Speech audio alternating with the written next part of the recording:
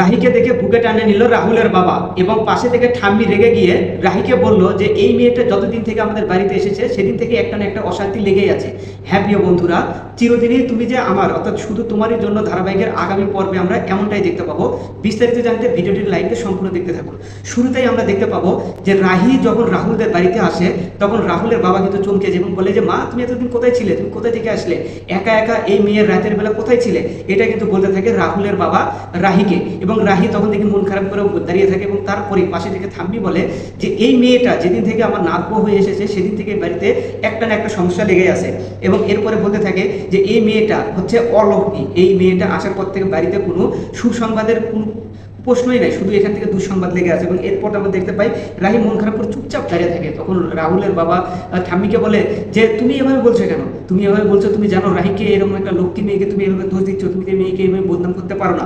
এবং তারপরে আমরা দেখতে পাই যে এখান থেকে আরও যারা ছিল ঠাম্মি ঠাকুর বসে সবাই কিন্তু এটা শুনতে থাকে। এবং একটু পরেই রাহুলের বাবা রাহির কাছে এসে মাথায় হাত তুলে দেয়, বলে যে মা, তুমি টেনশন করো না, এরা তোমাকে ভুল বুঝতেছে, একদিন এরাই তোমাকে বুঝতে পারবে যে তুমি সঠিক ছিলে, কিন্তু একটু সময়ের অপেক্ষা মা, তুমি ধৈর্য ধরো এবং তুমি কোনোভাবেই মন খারাপ করো না। এবং এই কথাগুলো রাহি মন দিয়ে শুনতেছিল, কারণ রাহি তো জানে যে রাহুলের বাবা তাকে অনেকটা ভালোবাসে এবং তাকে এরকম করে। এবং তারপরে আমরা দেখতে পাই যে রাহুলের বাবা কিন্তু রাহিকে বুকে জড়িয়ে নেয় এবং বলে যে মা, তুমি এই বাড়িতেই থাকো, তোমার কোনো টেনশন করতে হবে না। এবং অপরদিকে আমরা দেখতে পাই যে যখনই রাহি অর্থাৎ তিতলি যখনই বাড়িতে আসবে তখনই বলে যে তিতলি, তুই কেন এখানে এসেছিস, তুই জানিস তোর কারণে এখান থেকে বাড়িতে আমাদের অশান্তি কত হয়েছে, তোর মতো মেয়ে থাকার কারণে কিন্তু আমাদের এই সমস্যাটা হয়েছে, তুই এই বাড়িতে কেন এসেছিস, যা এখন এখান থেকে বেরিয়ে যা। এবং তিতলি এখান থেকে রাগ করে যে কি, তুই আমাকে এভাবে কথা বলতেছিস কেন।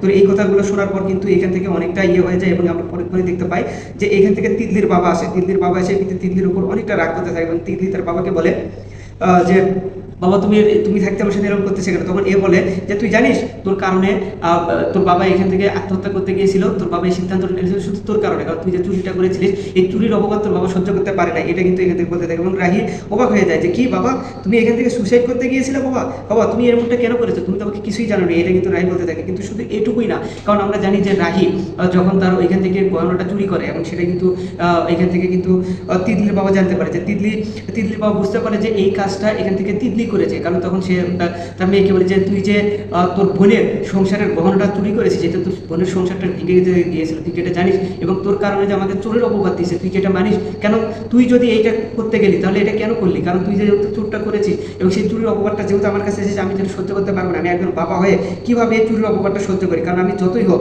আমি কিন্তু এই চুরির অপবাদটা সহ্য করতে পারবো না। এটা তিতলিকে তার বাবা কিন্তু বলে এবং তিতলি তার ভুলটা বুঝতে পারে এবং বলে যে বাবা, আমি তো এই কারণে করি নাই, তুমি তোমার নিজের মেয়েকে তুমি যে সুখে রাখার জন্য, তাকে যে কোটিপতি বানানোর জন্য ওই বাড়িতে বিয়ে দিছো, কিন্তু তুমি তো আমার সুখটা কেড়ে নিলে বাবা।